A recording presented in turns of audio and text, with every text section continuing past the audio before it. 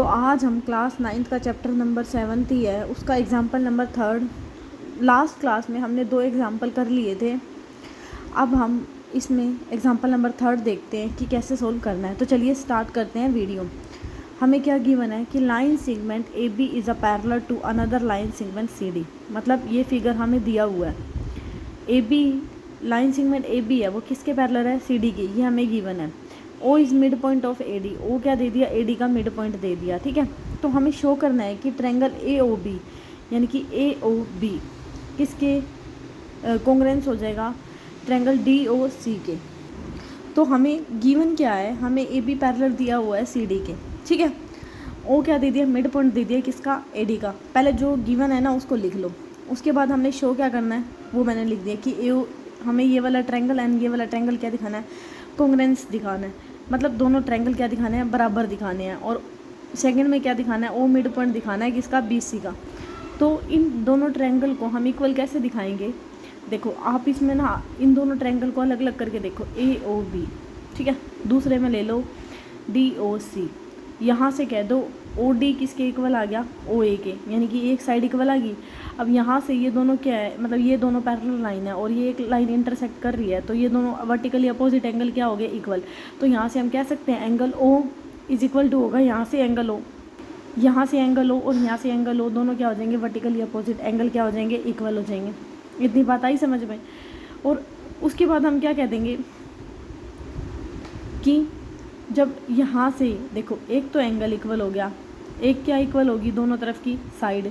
तो यहाँ पे कौन सा कंसेप्ट लग जाएगा, अब ये लाइन क्या कर रही है, ये दोनों पैरेलल लाइन है और एक ये लाइन इंटरसेक्ट कर रही है। तो यहाँ से angle A and angle D भी क्या हो जाएगा, एंगल इक्वल हो जाएगा आपका।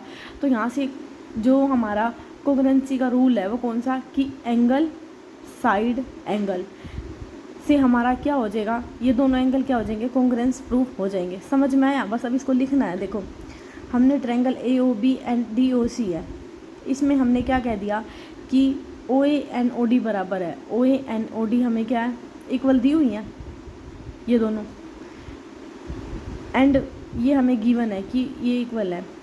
तो ये दोनों पैरेलल गिवन है, इन दोनों के ऊपर जो इन ट्रांसवर्सल लाइन ला रही है तो इनका वर्टिकली एंगल भी क्या हो गया, इक्वल। तो यहाँ से A O B and D O C का वर्टिकल अपोजिट एंगल क्या होगा, इक्वल।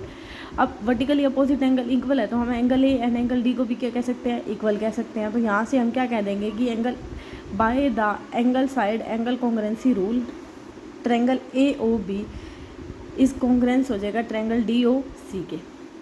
आ गया समझ में, बस यही लिखा हुआ मैंने। अब उसके बाद क्या दिखाना है कि ओ मिड पॉइंट दिखाना है बी सी का। ओ ए डी का तो मिड पॉइंट हमें गिवन है। अब हमें बी सी का मिड पॉइंट दिखाने के लिए हम क्या करेंगे, हम कह देंगे कि side O B and side O C ये दोनों भी क्या है, इक्वल है। जब ये दोनों साइड इक्वल हैं तो यहाँ से ओ इसका क्या हो जाएगा, मिड पॉइंट। अब O B is equal to B C, so O is the mid point of the B C, hence prove. सो आपको ये एग्जाम्पल तीनों समझ में आए होंगे। बेसिकली अगर मैं मोटा मोटा आपको बताऊँ तो इन एग्जाम्पलों में ना एक तो आपका कॉन्ग्रुएंसी का रूल लग रहा है कि या तो फिर साइड एंगल साइड का रूल लग रहा है या एंगल साइड एंगल का रूल लग रहा है। ठीक है, या फिर आपका ना दो पैरेलल लाइन है उनके ऊपर ट्रांसवर्सल लाइन जा रही है, वो दोनों मतलब या तो उनके वर्टिकली एंगल अपोजिट हो जाते हैं या फिर उनकी साइड इक्वल हो जाती है। बेसिकली ना मोटा मोटा आपको यही पता होना चाहिए। अगर ये चीज़ों की नॉलेज होगी ना आपको अच्छे से तो ये बहुत ईजिली वे में आप लिख दोगे। सो अभी के लिए इतना ही, कल हम एक्सरसाइज 7.1 करेंगे। सो मिलते हैं अपनी नेक्स्ट वीडियो में। So thank you so much guys.